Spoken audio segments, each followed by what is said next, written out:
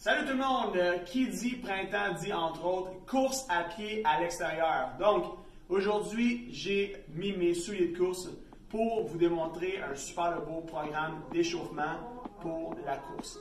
À tout de suite!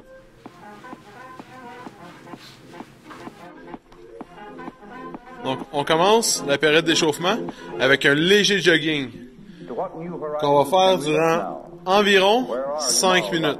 Donc vous regardez votre montre, léger jogging, 5 minutes, on augmente la fréquence cardiaque. Après ça, on a high knee. On explose vers le haut. Donc, on veut échauffer tous les muscles du psoas, le droit fémoral, les muscles des quadriceps, des ischio-jambiers et des fessiers.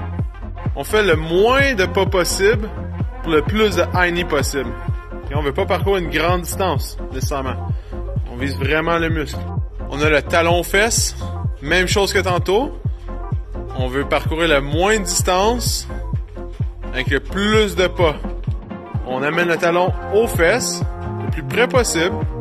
OK? Ça va dépendre de la masse musculaire que l'on possède. On vient vraiment échauffer les ischio-jambiers.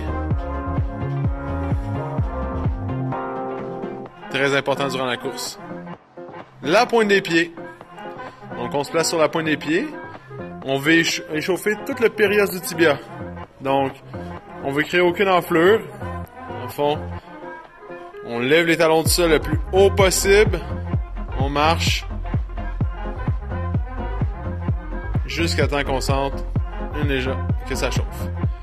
Maintenant, sur les talons, donc on lève les orteils le plus haut possible et on marche sur le talon.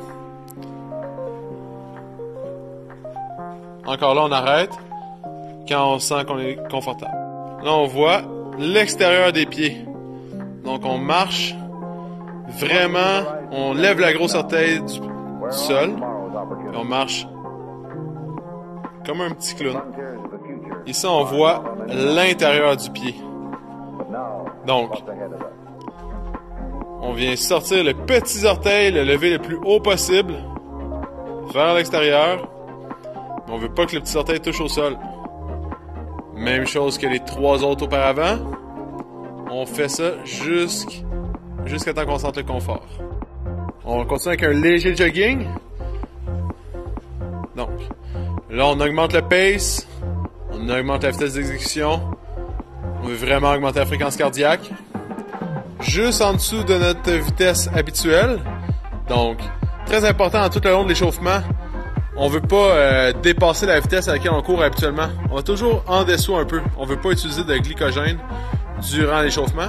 On veut se garder pour la performance sportive qu'on va accomplir après.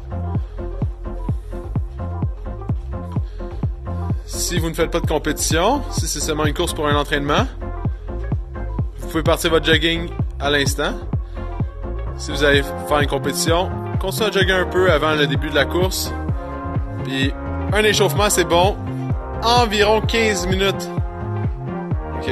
Donc, si c'est 15 minutes avant, c'est correct. Mais si c'est comme 2 heures avant, c'est pas correct. Merci.